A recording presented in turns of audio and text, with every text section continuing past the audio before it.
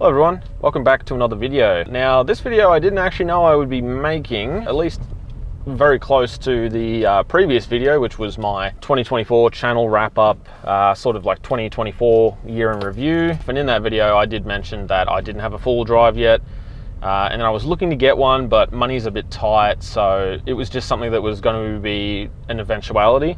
Funnily enough, I recorded that on the 24th of December, I uploaded it, and then I released it on the 25th of December at 9 AM. And yeah, I think by about 11 AM on Christmas Day, I had a bit of a surprise. So what's that surprise?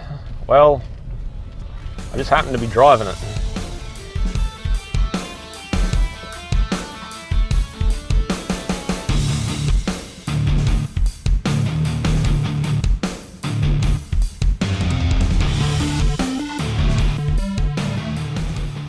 So this is my 2010 Suzuki Grand Vitara. Now it is a 4x4 model, so we have the low range, high range 4. It is the 2.4 litre engine, so the 4-cylinder, and we also have a 4-speed automatic transmission with centre diff lock. We've got the grandpa spec plastic weather shields and stuff, and headlight protectors and bonnet protectors, so it has been babied for most of its life, which is good for me, as well, it means it hasn't been thrashed, so it should hopefully last long. Yeah, not really much else to talk about with it. It is pretty much bog stock. It has tyres and some nasty looking alloy wheels straight out of the early 2000s, and yeah, apart from that, it is stock as a rock.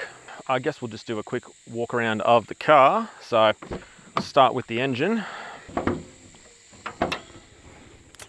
So under here we have Suzuki's, I believe, J24B. So this is the inline 4-cylinder 2.4 litre petrol, pretty much stock as a rock, except for a Century battery over here. If we have a look inside here, pretty straightforward, pretty much bog stock. We've got steering wheel controls. It's a base model, so all of these switches are just blanks. Not really much to talk about. Again, it was owned by elderly people, so it's pretty neat on the inside if you disregard the dirt. Same sort of thing, so back seats, they're just back seats. Again, we have some nice cup holders in the center console, which is great, and the seats do, I believe, fold flat from the boot. Speaking of the boot, so going from a small hatchback to this is a very nice thing, as you can see, I have a lot of stuff here in the back.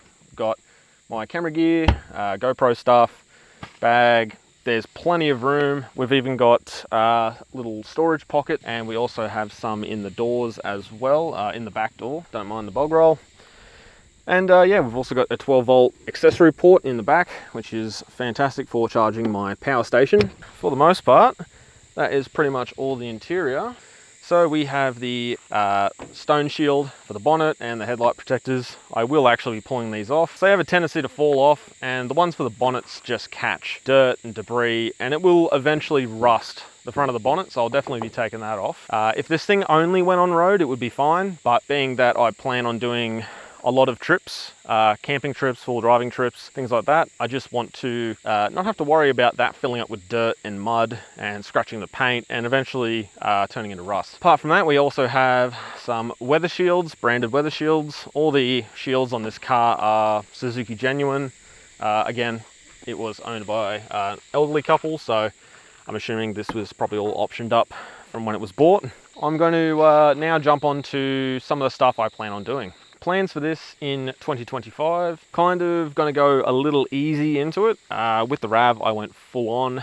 Yeah, it just turned into a bit of a money pit. So I'm going to try and do everything to this car on a budget. If I can try and get secondhand stuff like secondhand lift kit, secondhand bull bar, I'd even go secondhand skid plates if I can. Obviously, if the option isn't there, or if the used stuff is, well, dented and damaged and rusted, I'm not going to bother. If that is the case, I will just go and buy brand new stuff. So the stuff I want to do to it, I do have a big list, and I don't really have a time frame for it. It's just going to be whenever I can and what needs to happen first. I am going to do some servicing on the car, service the gearbox, the diffs, engine oil, all that sort of stuff, filters. I usually get that stuff out of the way first because it's pretty boring. But yeah, actual mods. So the one thing I do really want to do to this first is that underbody protection. So before I even go and do a suspension lift on this car, I am going to hopefully get, I think it's Extreme Off-Road or Off-Road Extreme. They do a stainless steel 3mm bash plate for the engine, and they also do it for the gearbox as well. So that would absolutely put my mind at ease while off-roading, because at the moment, well, it's just got little plastic splash guards under there, so not really going to do much to a bush rock. So underbody protection is a must. One other thing I want to do is a bull bar. Now I want to get the pre-runner style bull bar, as I just like the way they look. If not, I can just go get a normal like ARB style bull bar where it's this box section, some tubes on top. So after that, obviously I would go spotlights or a light bar. Suspension lift, I want to do a 2-inch lift, so that'll be shocks, springs all around, probably any sort of camber kit that I can get for it as well, just to correct the wheel alignment after lifting it. I'm not interested in doing any subframe spaces. That is super duper illegal here in Queensland and Australia as a whole, really. So I'm not really going to do that. Depending what I do with the car, how capable it is, and how many things are actually installed on it to allow me to go do some more hard stuff, I may end up just going for some BF Goodrich M02s. I think they are the mud terrain tyre, so we'll just see. Now, a few other things. So being that this is a base model, I don't have fog lights, so I'm going to put some fog lights in. I could just go standard stock ones, but I'm going to go something a bit fancier, LED projector with some, you know, bits and pieces, just to give me a bit more light to the side of the trails as I'm going. At the moment, I do have a set of Nava's brand new ultra bright high beam LED conversion kit in here. So they are 12,000 lumens per pair, so they are bloody fantastic. I'll chuck a clip up of that. God, those bloody high beams do wonders. And yeah, I'm not sure if I really want to do a roof rack or anything on this yet. I don't plan on having a solar panel or a rooftop tent like I did with the RAV4. I will end up putting a dual battery system in this because I do intend on getting a fridge, and I will also probably get an inverter. So that's all the real big mods. I obviously want to do some creature comfort stuff. I want to put a Android head unit in this, so one of the little cheapy ones off eBay. I've actually had pretty good luck with them. For what they are, they're pretty good, and the main reason why I would want one of those, apart from the stereo when this car is actually broken, is just so I can actually have maps, satellite maps. That will let me know where I am, where the tracks are. It'll help me navigate around and just not get lost as well, is also a good thing. But yeah, so Android head unit with an ODB2 plug in it, so I can keep an eye on the temperatures of this gearbox and engine. Do want to tint the windows. I want to chuck some full drive floor mats in them just so I'm not spilling sand and dirt everywhere. But yeah, I'm sure there's a few things here and there that I've missed, but there'll definitely be videos coming sometime soon on doing some stuff on this. But anyway, it's probably time to move on to the next segment. So I'm actually in my own four-wheel drive. My wife surprised me on Christmas Day with a four-wheel drive. I kind of feel like an idiot because I just went and made a whole video going on about how I don't have a four-wheel drive and how I'm working to get one so that I can, you know, start putting out content like I used to when I had the RAV and all this sort of stuff. But yeah, all that, and then a couple hours after the video went live, my wife surprised me with a set of car keys in a little Christmas box. Yeah, so I have a vehicle now. So I guess 2025 is going to be looking like a good year for the channel. It's definitely going to be a great year for me. So yeah, expect to see this car in some future videos now. Videos should hopefully be a lot more frequent than they have been in the past. Especially being that I now have my own rig. So we've got a camping trip planned for, I believe, March or April next year. We're just trying to figure out between all of us, you know, who can get time off and when we're going to go, and also where we're going to go. Now, I kind of want to go back to Balloomba Creek. That place was really awesome, super tranquil, absolutely loved it there. And Kenilworth is just a nice area as well. So, you know, yeah, we're still trying to figure out exactly where we're going to be going. But I think when we were out there last, we didn't really do that much off-roading because none of us really knew the area. I assumed that someone had a look on the maps just to see where the tracks were, but we were kind of flying blind out there. Videos will be coming. I'm looking forward to where this car is going to be able to take me and the adventures I'm going to be having in it, and the adventures it's going to be taking me on. But yeah, without further ado, I think it might be time to hit up some tracks.